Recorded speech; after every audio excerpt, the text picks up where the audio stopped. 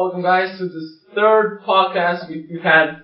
My name is Quilla. I am this year's president of SHPE at Stony Brook University. I'm here accompanied by Fernando Franco, our glorious grad student. Franco, you want to introduce yourself? My name is Franco. I'm currently a grad student for mechanical engineering. My last semester here, doing 4.5 to 5 years. Been in SHPE for 2 years now? I think so, yeah. Yeah. And we have our very special guest. Very honored to have him now. The man. The man, the myth. The legend. Dan Totong. Dan. How you guys doing? My name is Dan Totong. I graduated here from Stony as a mechanical engineer in 2007. Started in 2001 and have been a SHPE lifetime member since 2002. So that is 17 years. Okay. I can do my shit. Coming into the Career Center, you got a huge... You got a crowd. You got a crowd. A big audience, yeah. So, Mariana is the director of the Career Center. She runs the Career Center, and we've had a great relationship over the 18 years that I've been at this school. I've always been active on campus. Always tried to stay in touch with all different organizations, and Mariana was one of those people that she's kind of like the mentor. She's like always coordinating all the groups and all the people, and she's just an incredible woman. So she's I think the glue, basically. She's the glue, yeah. Oh, okay. So which is now moved on to, it's passed down to Crystal Diaz, from my understanding. Yeah. So, but yeah, she's just an incredible woman, and if I can give advice to you guys, definitely come check out the Career Center, because it's definitely a huge resource in terms of anything that SHPE can provide. We do probably more on a detailed level, but as far as getting your career on path, like what doesn't get taught to you in class. Yeah. But yeah, I think it's been quite a while since I visited her, so I think that's why I got the welcome I did. And plus it was a surprise, so. So I guess we could begin with more of your story and how you joined SHPE and just through college, like what you did.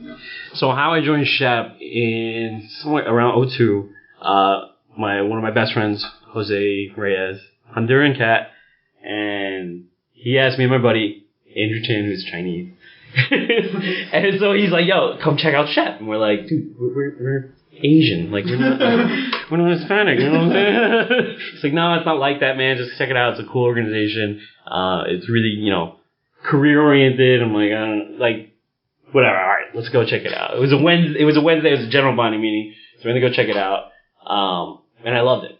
So I loved the first meeting. I remember Lincoln was president, Lex, everybody knows, shout out to Alexis Sabinines, one of my mentors. He was vice president, and man, like, I remember seeing Lex, and I was like, he could command a crowd. Like, he could just stand in front of, it had to be like 100 members at that time. I think we hit 106. And, so, huge, we took a huge room in the SAC, and he just was able to speak to the whole crowd, and I could never do that. I was, public speaking is like everyone's, number one fear, right? Yeah. So, I just said one day I want to be able to do that. I don't know how, but one day I'll be able to do it. And then through SHPE, through these little meetings, like just going, and I learned, I didn't have a resume, I didn't know what it was, I didn't, like, imagine not knowing what that, in your seat, imagine not knowing what a resume is, like, it's crazy to come through school, and if this organization wasn't there, you wouldn't know about a resume until, who knows, maybe your senior year. Yeah, it's a senior year, yeah. Start applying. So you gotta take the reins, so, so I'm forever grateful to my buddy, who actually, we're all still friends. Like, the SHPE crew, we're all still, like, really close friends. Yeah. So we just saw each other, like, last weekend, or, like, 18 years later. Is the spark still there, Absolutely. We have a good time, We always have a good time. So Jose was actually my EVP, Andrew was my IVP, when I became president in 0506. So, I started out, jumping ahead, but started out by doing, like, some, after, they always announce to do some extended e-board stuff, try to get involved. And definitely, I encourage that. And I've always, even when I was president, I was always said, whichever way you can get involved, not just showing up to meetings. Because you can go to the meetings and be a sponge and take it in, but to give back is where you're really going to learn how to lead. You're really going to get your your feet wet and you're gonna get your hands dirty, you know. Everything's easy in theory until you start applying it. That's when. So I always encourage people to chair an event, you know, or just take a small extended e-board position, and that'll get you started, you know.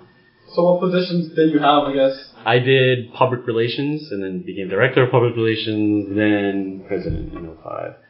So just basically helping out. I mean, starting out just putting up flyers on the wall, you know what I mean? Mm-hmm. And just figuring out that marketing perspective, how to, for us at that time, you know, everything was print out and, you know, whatever, putting a brand name on there, you know, so we would try to get someone from a local company, you know, a Long Island company, or a company from the city, or someone with a big name, you know, like Northrop Grumman or BAE Systems, or, you know, and you see that name on that poster, we'd be like, it attracts people, you know, like people thinking about their career.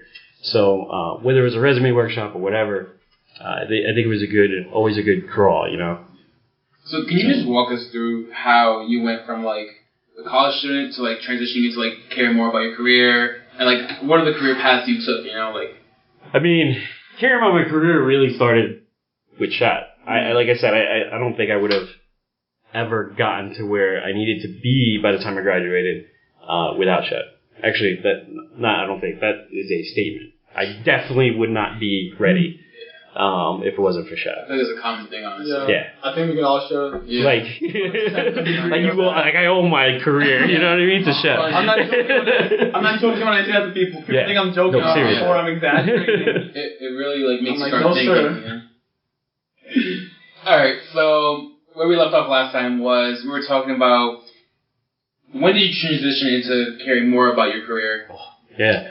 Well, obviously, like I said, SHPE is definitely, that's where I really started to care about my career. Because I didn't really, you think about it, right? So like, let's say you graduate high school, let's say you're a freshman in college, and you're just joining SHPE, or you don't even know about SHPE, and somebody gave you a link to this video.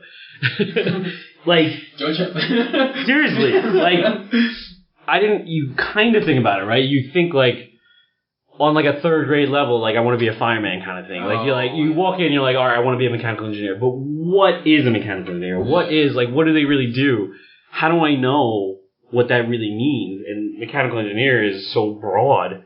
You can go into designing a table or be in the manufacturing business and you know, looking at the process of manufacturing tables or engines or literally anything. So it's such a broad spectrum, and that goes for anything with CS or with EE as well. It's such a broad spectrum of what you can do that who would you ask? You know what I mean? At least for me, I was not comfortable. In my time, I wasn't comfortable with my professors enough to like sit down and be like, hey, what can I do with this degree? Like, hey, what can I, you know? And that's kind of where the Career Center jumps into, and that's where SHPE jumps in, and like you start networking. And I always tell, the advice I give is to network with as many people in a certain industry or that has your degree, that is using your degree, like to kind of get a feel for what they do. Because there's so many different jobs, and once you pinpoint it down to like, you know, you find someone, they're like, this is what I do on a day-to-day basis, and you might be able to be like, that's not what I want to do. Yeah. What else can I do with this degree? You know, so you don't. There's so many things, and we were actually off camera when we were talking about in a non-traditional path that I've taken here. But I've taken kind of, you know, so I'm one of those that are not using my major. But in a sense, I am using my training from school. A lot of training from SHPE for sure, and we'll get back to that in a minute. But as far as training from school, how I think critically, how I solve problems. So actually, I don't think we introduced what I do. So I'm in sales. I've been a career salesman since I graduated. Before that, while I was in school, I was a mechanical engineer, not just degree-wise, but also I was working as a mechanical engineer full-time for a couple different companies. I switched over to sales. I wanted to get more, I was more comfortable with being around people, talking to people, and trying to get people to smile. And that's my job, especially now. So what I sell is nitrocellulose. I work for a company called Nobel. I'm the sales manager for North America, so U.S., Mexico, and Canada. So, yeah, I mean, it just requires, I work from home and I travel. So my office is wherever my customers are. So, for example, in 2 weeks I'll be going to probably Florida. I got to do Chicago, Wisconsin. October I was just on the phone on the way in with my distributor talking about going to Virginia, Tennessee, and we'll just drive around to all the customers. So it's a great job. And the company's based in Thailand, so I'll be traveling there in November, bringing a customer for a customer visit in November. So great perks, obviously. But so being a career salesman and how that translated is every day, and I'm sure anyone who's on the other side of the fence after they graduate can relate. There's problems in every business. I don't care what sector you're in, I don't care what industry you're in, I don't care. There's always an issue. How you solve, what have you been doing your entire time of being in Stony Brook in each class? You're solving equations, right? You're solving problems. You're trying to get to the root of what the issue is. Trying to study for a midterm the night before. Yeah, well, that's an issue all in itself. But there's a solution to that problem. So I mean, that way of thinking, eliminating possibilities that are extraneous, like how we think as engineers comes into play in the business world, and it works. And people look for that. Yeah. So it's not, and a lot of people will, and we had kind of talked about this a little bit, over the past few days, but the different paths you can take with your degree is endless. It's absolutely endless. So I think that when you come in, so coming full circle back, when you come in and you're thinking about your dream job as a mechanical engineer, or your dream job is this, that could very well change, over the course of your college career, but also over the course of your career, like the rest of your life. And you change as a person. Nothing is ever permanent. Nothing is ever set in stone. So you can always rewrite your book. So, getting back to the question is, honestly, now going back to the SHPE side. The SHPE side, man, I wouldn't have a resume. I wouldn't be able to interview. I don't think I'd be able to network. Getting back to the original story of looking at Lex and seeing him speak in front of a crowd, while I was in school, while I was kind of finishing school and thereafter, I'd started a nonprofit doing motivational speaking and career consulting.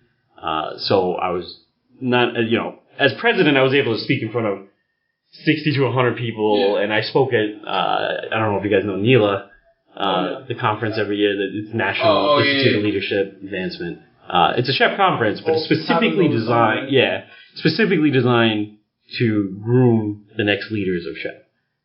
Man, one of my favorite conferences. It's absolutely amazing. So I actually spoke at one of those, in front of 500 people. I spoke at Rutgers University. I spoke at UVA, University of Virginia. So it's fun, and I never would have been able to do it without SHPE. Like, it's such a weird, like, path. Like, you would never think, like, that kid who was like, I'm not Hispanic, and I shouldn't be in this organization, to the point where now I can speak in front of crowds, I can crush presentations, and, like, all modesty out the window, right? But it's one of my favorite things to do. Like, so what kept you coming? Why did you keep returning to SHPE? Number one, definitely the goals. Trying to advance, knowing I love Hispanic culture. So I already loved it coming in, but, so I've always grown up around all different, Black, Hispanic. My area I was very lucky it was a diverse area. So, but even outside of that, it's just, I believed in the goals. So I really believed in the goals of the organization, and I made it a focus when I was president to refocus the organization more towards the Latino side. So we did actually in my year we started the Latin dance workshop. We brought back the pre-college day. So we wanted to put more culture back into it. We actually used to do I don't know if you guys still do this, but Latin culture segment. So each meeting we used to throw in, like, whether it was a famous engineer or a famous Latin astronaut, somebody would do a presentation. And being president, I didn't want to do the presentation. I want somebody else to speak so that they get that more experience. Yeah, exactly. So we would either someone would volunteer or we would choose somebody to go up and do it, you know? But it kind of brought back more of that Latino, like, that spirit. And another main focus of mine was to kind of get all of the Latino-based organizations on campus to kind of work together and kind of, not necessarily like you have to do events together, but kind of get to know each other and intermingle, right? Yeah. So like we worked very closely with LASSO, Latin American Student Organization. We worked with Fraternity Phi Iota Alpha, SIA, the sorority. So I'm still friends with a lot of those people. So like I'm still, you know, oddly enough, I was telling a story about a girl I know from LASSO. We ran into each other at a Red Bulls game in Jersey. So it's just. It's wild. The more you network, like, you just run into people, and it's lifelong, you know? But yeah, I mean, that's... Any other question? Any other question? All right. You kind of mentioned that you took the non-traditional path of things, you know? So I think people want to hear of, like, what was the walkway, you know? Like... It's a wide walkway. Let's start at the beginning. So while I was in school...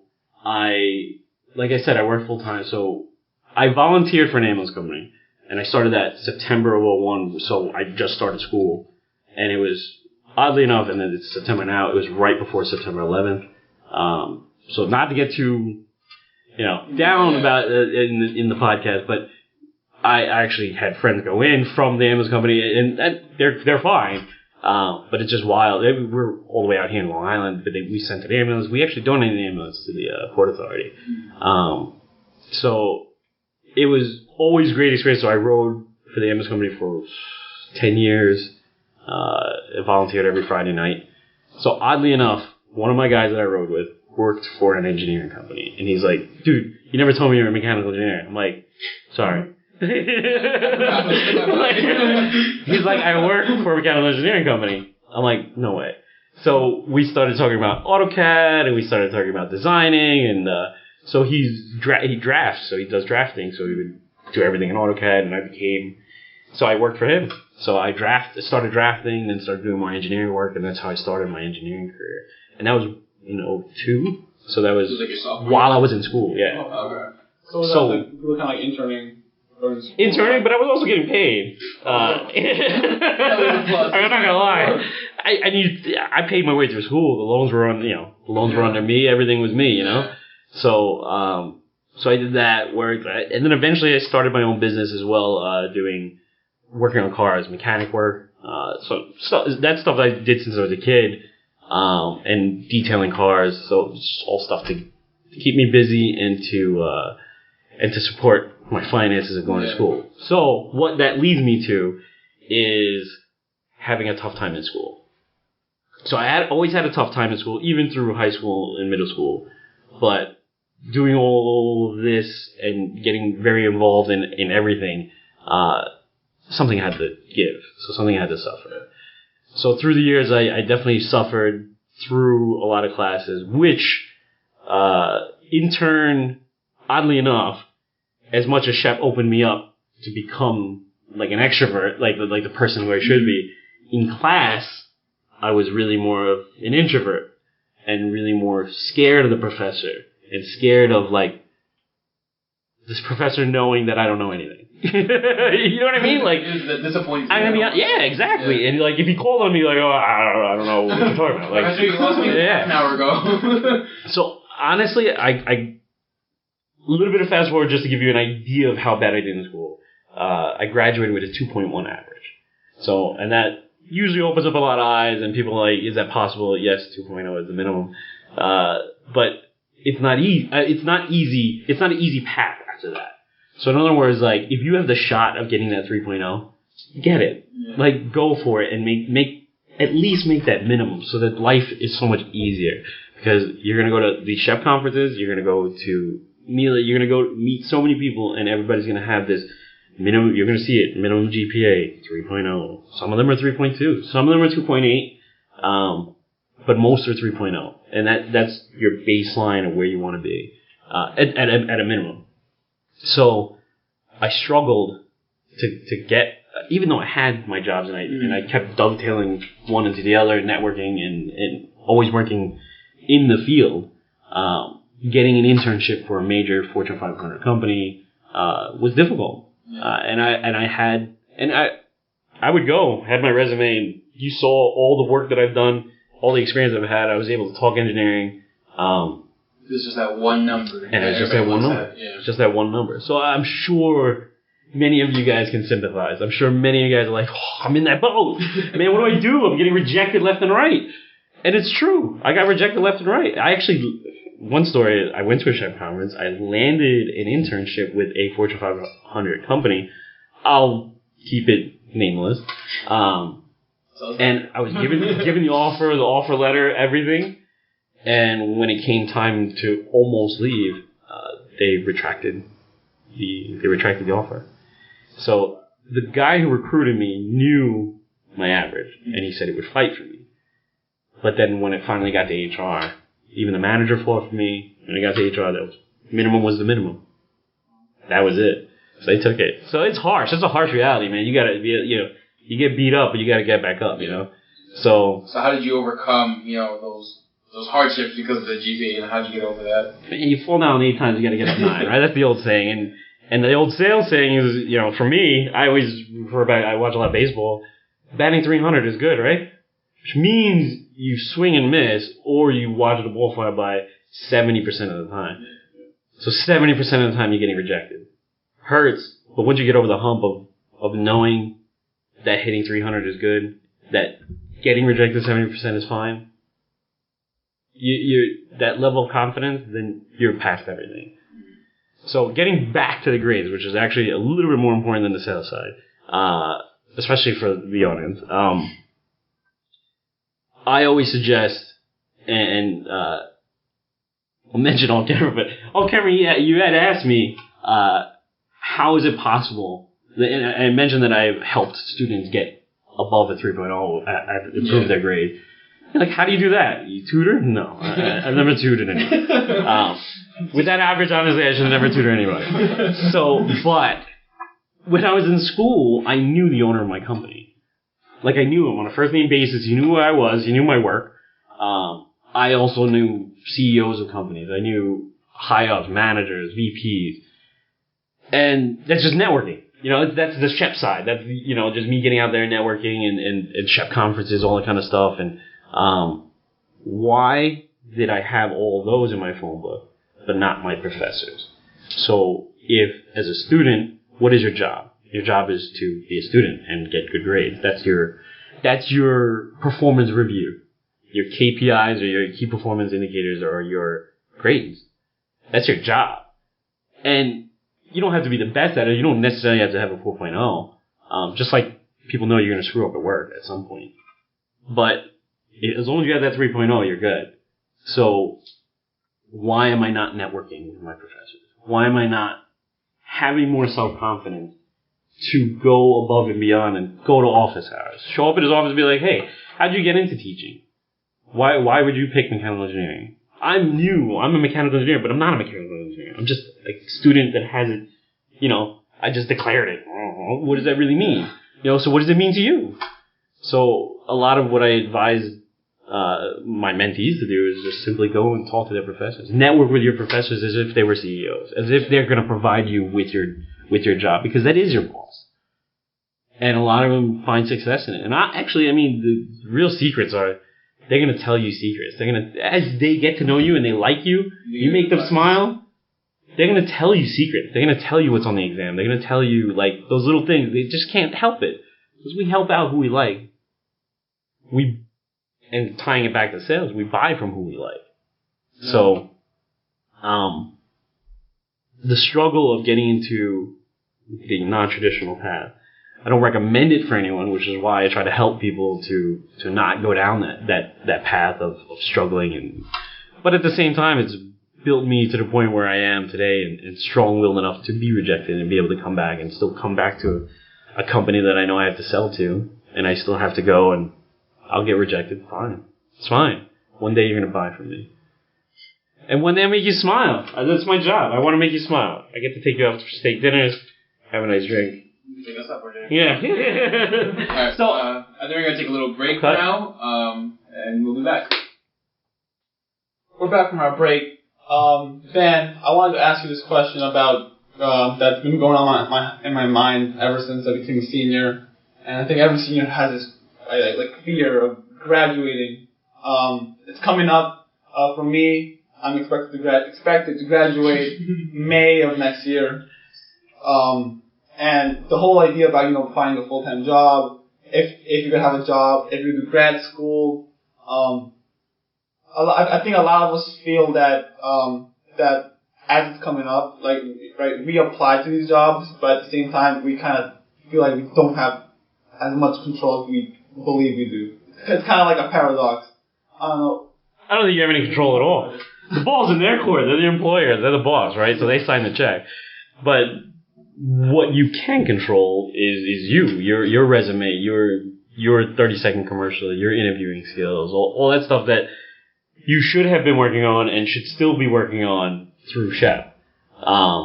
So, I mean, your ability to interview, your ability to hand the 30-second commercial, hey, my name is Chris, I'm a mechanical engineer, in my senior year, graduating May 2020. Jeez. Oh, man.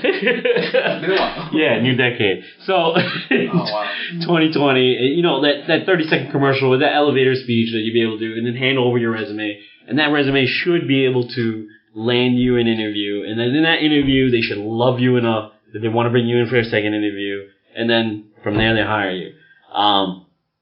That's a lot of pressure. That's a lot of pressure. And it's a lot of what ifs, right? And it's a lot of, and it's a process, but you have to go through it, and you have to be on top of it now. You should be on top of it yesterday. You should be, not that for those, if someone's watching this and it's May of 2020, or if it's April 2020, don't panic. You still should continue networking, and you should still have your networks. And for you, I'm going to be honest,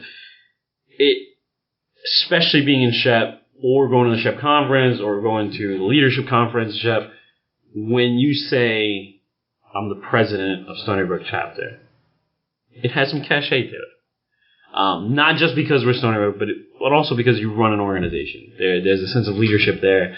And again, and now we can trickle that down to leadership positions held at e-board positions, chairing certain events.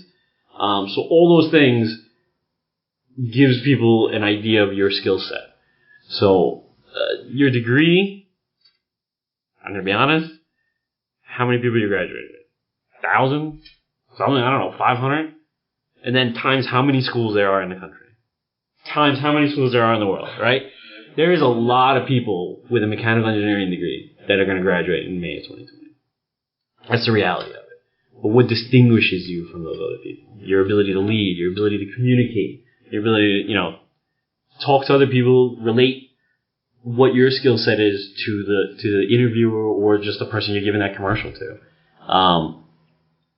All of that obviously is a big SHPE commercial because that's what we do, right? We train people for that, So I think what your question was more referring. So that's the nitty gritty of it, right? That's the day-to-day work you have to put in as far as getting the job. As far as bigger picture, as far as the fear of graduating, I remember one of my buddies was always saying, I don't care about a job. I'm going to start a business. I'm going to get into real estate. I'm going to make money. How many people do you know that say that, right? I'm going to own my own business, or I'm going to get into real estate. One, it all takes capital. So, sometimes it doesn't take capital. For my business, I own a meal prep business. It took a lot of sweat equity. And then the next step was to get capital to hire people. So it's not easy. So, that plan without any sort of, that dream without a plan is nothing. Yeah. It's simply a pipe dream. Until it's something solid, something you can hang your hat on, then even after a couple of years, it's still not something you can hang your hat on. It's a good, probably 5 years minimum of real sweat equity and really putting in and really getting to the point where a business should be able to run on its own. So it's really difficult. So for those of you, I don't discourage people because I love entrepreneurship and I love people that start businesses. And I know it's the perfect time to do that in a sense of social media, free advertising, all that kind of stuff. So, I mean, there is opportunity for that, but again, focus on networking. Let's say it's senior year, now you're panicking. Like that kind of fear. Networking is key. So pull up all those business cards. And honestly, I'm going to be real transparent. How many business cards do you have that go without being followed up? Yeah. Tons. But sometimes there's great conversations behind those business cards. Sometimes you've had a great night, whether it was a night out, a networking event, whether it was a SHPE conference or whatever, and you just know that you connected on a good level. Even if you didn't talk for a long time. Shoot your shot, right? Send an email. Shoot your shot. Right? Shoot your shot. I would say What's the worst that can happen? Exactly. You know, if you're in that panic mode where you really don't know where you're going to be in May 2020 and you're starting to, hey, I don't know. One, I'm going to tell you what a major car company told me when they couldn't hire me because of previous stated GPA. That wasn't a car company, the one that retracted their offer. But this company wanted to hire me, and they couldn't. They knew they had their minimum. They couldn't. But he said, go work for a year. Go work for 2 years. Get your foot in the door. Come see me after. At that point, my life changed. I didn't want to move to Detroit. So it kind of narrows it down. but I didn't want to move. I didn't want to leave New York. Actually, funny story. So we're at the SHPE conference, and I've been networking my way through this particular major car company. I knew every single recruiter, from HR to engineering manager to the guy who was specialist in engine. I knew every single one of them. I talked about cars, but every single one of them was car. I'm a motorhead. So one of them, he was an engineering manager, but he was manager of a team that basically traveled the country to different plants that had a major issue, like that could not go resolved. And just by my way of thinking, which is I find it weird that nobody thought of this, but basically they had an issue with staining of a rooftop, and so I asked a bunch of questions, just talking, conversation, right, and I figured out what is the windshield washer? No, we tested the fluid against whatever. Then I finally said, is it the hose that's bringing the windshield washer fluid to the rear defrosters or the rear wiper? It's like, we didn't test that. That might be it. And I'm like, I'm just a SHPE student at a conference. That's all the most telling him like a manager of like the Red Alert team, But I mean, those are the conversations that you just never know what you get into. I'm sure I could probably hit him up and tell him that story and be like, dude, you're hired. Move to Detroit. I mean, I would like to think so. I don't know. Like I said, getting hired is complicated, but those are the type of situations you want to put yourself in because you network, because the whole team knew me, so everybody knew who I was and they wanted me. And that's with that low GPA. So, to address the fear and dovetailing off of what he said is, and kind of what I said earlier, nothing's permanent. Nothing is permanent. Your dreams can change. Your career can change. My career has changed many times. More often than some people would like if they look at my resume. I don't personally, I don't care. I kind of have like a thing in my head where you should be in a company minimum of 2 years before you make a move. Some companies are different. Some companies you owe a signing bonus to. There's a whole lot of, that you get into with the Career Center, Mariana, and like, she's really good at that stuff. But as a general rule of thumb for me is at least 2 years. And for me, honestly, other than the supermarket I worked in when I was a kid, and an auto parts store, I never applied to a job. I never put my name on an application. It was always somebody said, hey, Dan, I think you'd be a good fit at this company. And then I'd have to make a decision. Am I willing to jump ship? One, is there more money? Yeah, it's always, you work to live, right? So it's always a consideration. So, and then I make a jump if I want to, and it's a lot of times a career switch. Sometimes it is a career switch where you make a lot less money. I took a career switch to the automotive industry, selling at the front end of a shop.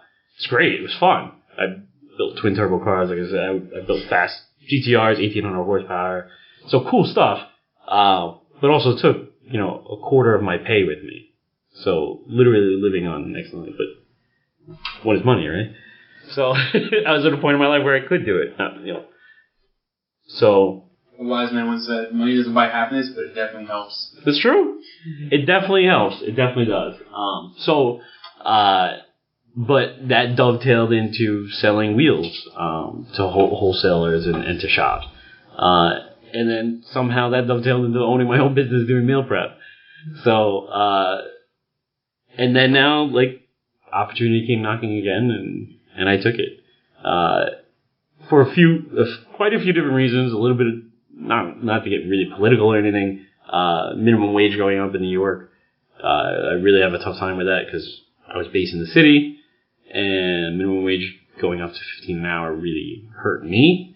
Because my next step was to get investors, in which I had 4 investors line up, and to hire a delivery guy, to hire another cook.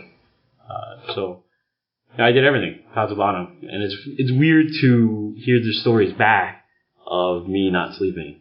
Some of the, some guys, some of my friends are like, yeah, you would just cook and you'd be up for 29 hours. I'd be up for 30 hours, 36 hours straight. So, and then I would go deliver them. So, but you do what it takes, right? All about the hustle. Yeah. It's all about the hustle. So, but still going back to addressing your fear of graduating, it's still really,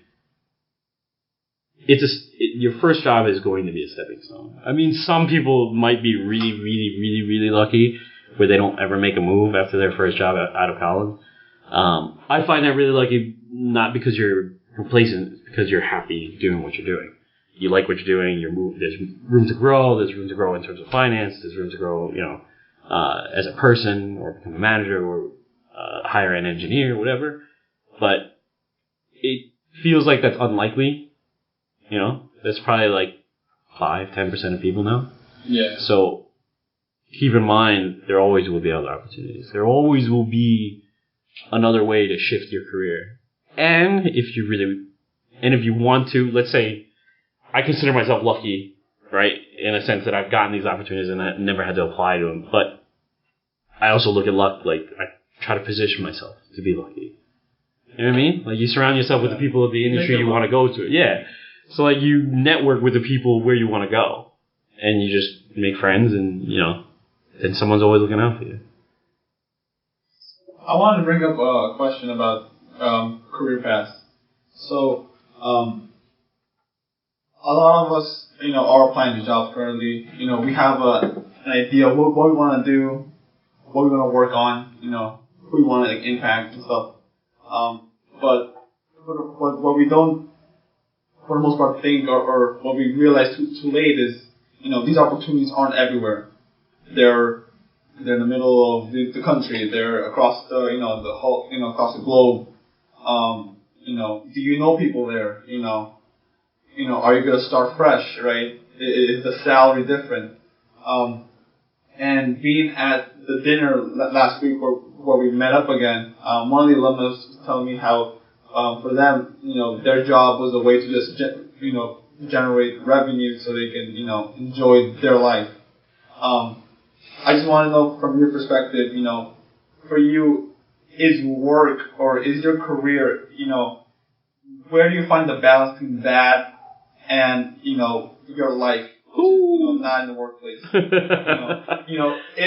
Is a job just a way to make money, or can your career be more, right? Do you work to live or do you live to work? Both. Man, that is a deep question, and I'm the right/wrong person to answer that. In a sense of, I'm a salesman. So, and I always use the saying, as a salesman, you're either busy because you're selling a lot, or you're busy because you have to go find sales. So there's never a time where I'm not busy. There's never a time where there is never a time where I'm done. Where I'm done with work. I can literally work 24 hours a day nonstop looking, if it's not taking care of my customers, it's looking for more customers. And that's been my career, but that's also my chosen path. Also not expected from the boss, but depending on your structure, you could be the boss of your own salary. You know, I've been 100% commission before, and the boss would say, "Oh, you want a raise? Sell more." That's what 100% commission is. Find more clients and sell more. That's it, right? So to go back to work-life balance, man, I struggle with it, which is why I say I'm kind of the wrong person to ask, in a sense, is that I have not mastered it. I work, I don't know if you can see this on camera. He's still in the fog right now. Let's see if it comes up. There is 4 different time zones on my phone. Oh, wow, you actually So I need to know local time, London time, because we have an office in Scotland, Bangkok time, because that's we're based in Bangkok. And always New York, because I'm generally, local time is usually something different. I'm generally traveling. Okay. So I can be working at all hours. I can be communicating with my Thailand office. I can be, my customer service team is in the UK. So the ability now, especially being connected with your phone and you know, our generation of, well, I say our generation, your generation, being connected all the time is a difficult thing. It's twofold. One, it allows me to work at home. It allows me to work from wherever. It allows me to work from the road. It allows me to work from the beach if I want to. But it also, it's a double-edged sword, because it also allows your customers to communicate with you at all times. And if you're a salesman, you want every single dollar. You want every single bit of revenue you can get. So you have to balance that. You have to choose when you're going to respond, what your hours are. You have to choose and kind of manage that. So I work at all hours because that's how I am. I'm nocturnal in the sense that I like night owl. I always like working at night. But I have to be up because my customers need me during the day. So I do work a lot. But I also find time to do what I want to do. You know, I like cars, go to car shows, work on my car. I like lifting. I'm a power lifter. Hopefully competing again in December. Play golf. Golf is double-edged sword too. It's a business and yes. hobby kind of thing. So, I do golf outings, play golf. I'm not good, but my goal is to just not be embarrassing. Just don't be the worst. Is that on purpose so that they could look good? No. Trust me, I don't need to tank. I don't need to tank on purpose. That my game does it by itself. But you don't want to be that guy that hits all into the other holes all the time. You know what I mean? So you have to be somewhere in the middle. So that's what I was striving for. And half the time you see getting that. And oddly enough, I just got an email right before I walked in saying about a golf outing in Oklahoma. So I'll be going to that in a few weeks. So, but I mean, like, you have to be, like I said, not embarrassing in front of all your customers, the guy who, So, but getting back to work-life balance is really trying to fit it all in at once, and then I'm 6.5 years in my relationship. We want to move to the next step, marriage, kids, that kind of stuff. Then work-life balance. I'm sure the second I'm a dad, that's gonna change. Yeah. So that whole mentality. Every dad who's looking at the podcast is probably like, dude, everybody tells, so I have a lot of friends that now have families. Your mentality changes. You want to be home. You want to be home with your kids. So your priorities change. So now let's go back to where your question lies, because that's work-life balance through maybe the older years or the midlife crisis years where I'm getting to. But at your young age and graduating this year, and you brought up a lot of good points. Do I move? Do I pick up my life, start fresh somewhere random, the middle of Kansas or, and I've been through that part of the country. There's good bourbon out there. But do I want to live there? You know what I mean? And a lot of my friends have come and gone in the sense of, I don't not as friends, come and go in the sense of where they live. I have some friends that had great engineering jobs in Detroit, in Ohio, in Chicago, and just depends on you. Depends on where you want to be. If you land a job in San Diego and your family's here and your family's more important than the sun and surfing, then you're staying here, man. Then you're looking for a job here. And that's kind of the decision that you have to kind of man up or woman up and make kind of now.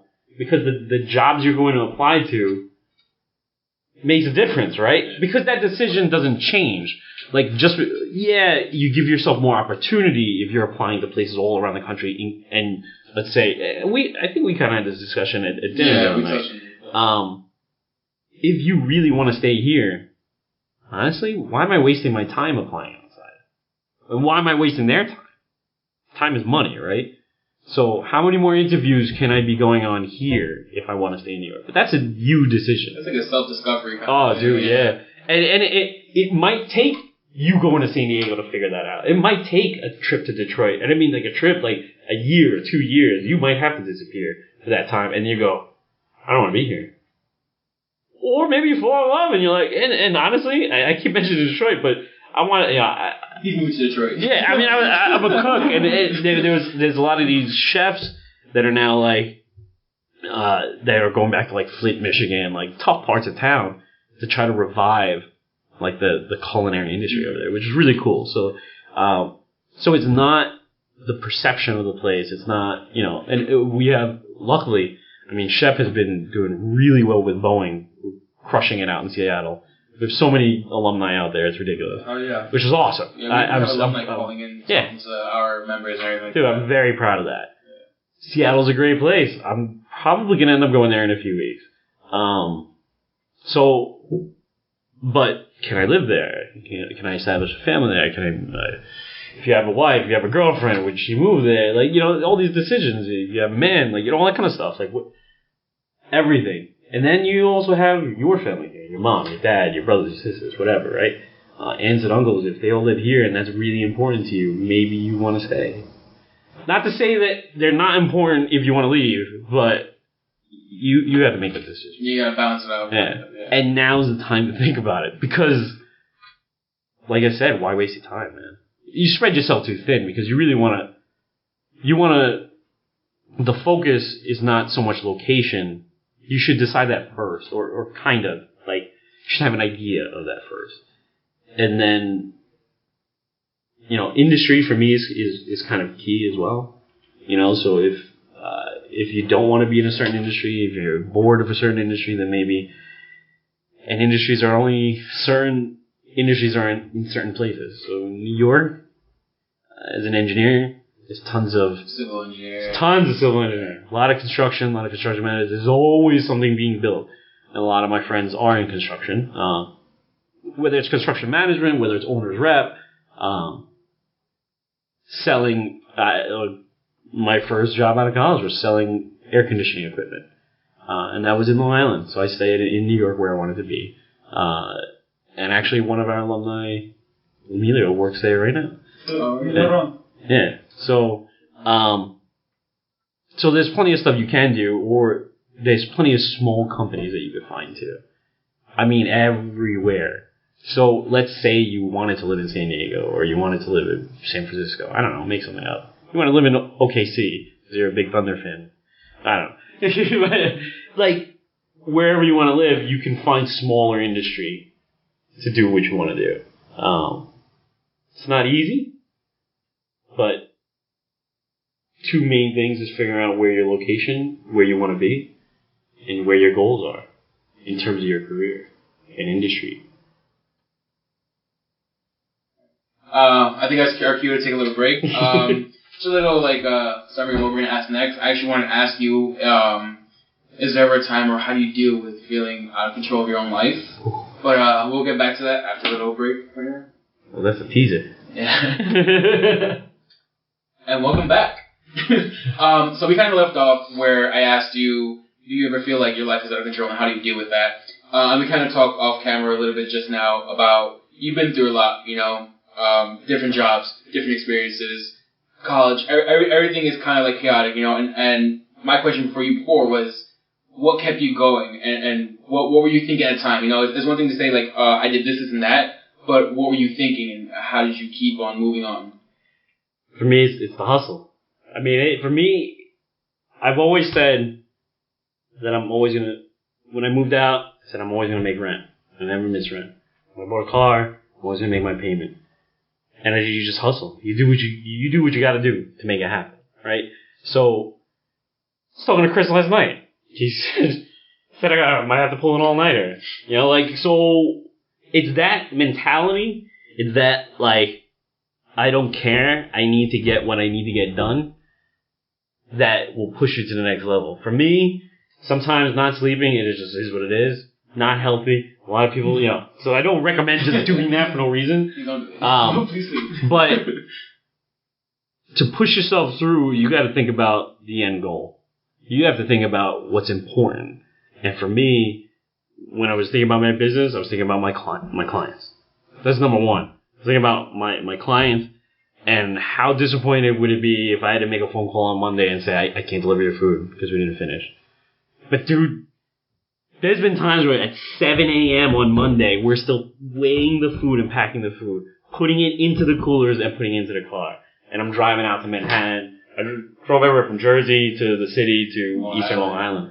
So, you do what it takes, man, and sometimes it's that close. It's that close. And there's nothing that's perfect, and I would love to make it like a fairy tale, but there has been times when I have been late. I'm supposed to be there at, you know, I was supposed to make this drop at noon, and it just didn't happen. But, you know, communication is key. I communicate with my customer. I'm like, dude, running a little late, you know, this and this happened, whatever. I don't know. I tell my clients now, honesty is the best policy. I'm not saying spill your guts, but I'm very transparent in the business that I do, because I find it easier than lying. I find it easier than to make up this whole background story, and, you know, so I always stick to my word, and if I can't make it, if I can't, like, if extenuating circumstance, I can't make my word, then I'll tell you why, and hopefully we can meet in the middle, like, figure out what will work for both of us. But as far as, you had mentioned your life being out of control, chaos, like, you know, so you might even throw in the word depression, especially now we're a time where mental health is a very big deal. Find your outlet and let it not be violent, but find your outlet. Something healthy for you. Something healthy for you. Meditating really works. I did leave at one point in my career and became a monk in Thailand. So there's practice, you know. So I had practical, like actual practice in a forest monastery of that. But honestly, where I find a lot of my release is lifting. I fell in love with powerlifting, and I think there's a raw energy, and for me, it kind of equates to my career in a sense of, I've always struggled, so there's always been this glass ceiling. You know, there's always been like, without good grades, you can't get a job. Alright, well, I got a job. Alright, well, you're not smart enough, you can't get to the next level. Alright, you're getting to the next level. You can't sell this much. You know, like, you can't own this business. There's always a glass ceiling, and you always break it. And that's where I equate powerlifting. I went from not being able to squat 85 pounds, and now my max is 315, and I deadlift 405. It's not like, and that's not that heavy. It is not compared to some of the guys I lift with. And they, you know, so I'm an amateur compared, you know, definitely compared to the guys I lift with. But that ceiling and being able to break it every time is that same mentality of having to do what you have to do. You have to get that homework done. You have to go to class and get this done. If you have to stay up all night because you screwed up and didn't do the homework, that's on you, man. It's 4 o'clock in the morning. Let's do this. Yeah. It's the hustle, man. It's to get it. That's your job. That's your job right now. Remember, your professor's your boss. And you're going to have a review coming up. Your review's at the end of the semester. And you can get fired. Trust me. F was very prevalent in my day. So, I mean, that's what, you know, those things help push me through those moments. And it puts me in that zone. I think it's my meditation. If I'm lifting, it's the only thing I'm thinking about at the exact moment, which is the definition of meditation. When I meditate, it is inhale and exhale. You're supposed to only think about that. But you automatically get distracted, and then you bring it back. So with lifting, you have to be in that moment. Otherwise, you're going to screw yourself up. So, but I think that pushed me to the next level as far as my own confidence and being able to go break my glass ceilings. Oh God! Oh yes, how do you top that? I think we might have to close this soon. But is there any like last words or anything that you want like anybody else watching, to know? Yeah, I think stay positive and make people smile, man. Like every given moment on campus, whether it's dealing with someone you don't want to deal with, whether it's dealing with a professor that might be grumpy, or whether it's dealing with maybe you didn't get the room at the SAC, or you didn't, maybe now you got to call in a phone call to the person that you made smile one day. And that's a story for a different time, because I've pulled those moves as a president as well. I think it sounds like we have to have a part 2 going on. Maybe, who knows? That's up to you guys. But make people smile, make people happy. Don't kill yourself making people happy, but make people smile. And I think that'll go a long way, and just keep hustling, man. Stay focused. Yeah. One last thing, Dan. So tomorrow's our involvement fair. So just, last question. You're at the fair, a freshman comes by. How do you recruit them? What do you tell them? Start writing it down. Yeah. Take those notes. See, this is what we call delegation. So I'm doing his homework for him. So 30 seconds. What do you tell them? Knowing, what you've been through, what you graduated, how you. It's literally me, not me as you. But if I'm there at that table, and I've done it, so I've done it as a student. But now if I'm there, I'm like, man. SHPE is one of the most valuable parts of my life, which is why as soon as my free membership was over as a professional, I went right away and became a lifetime member, because it is literally, I would not be the person I am today if it wasn't for SHPE. So if I was to tell a freshman, be like, hey, someone brought me into this club and I'm not Hispanic, and you would think that I don't belong, but there was this T-shirt that I saw at a conference once, and it said yellow on the outside, SHPE on the inside.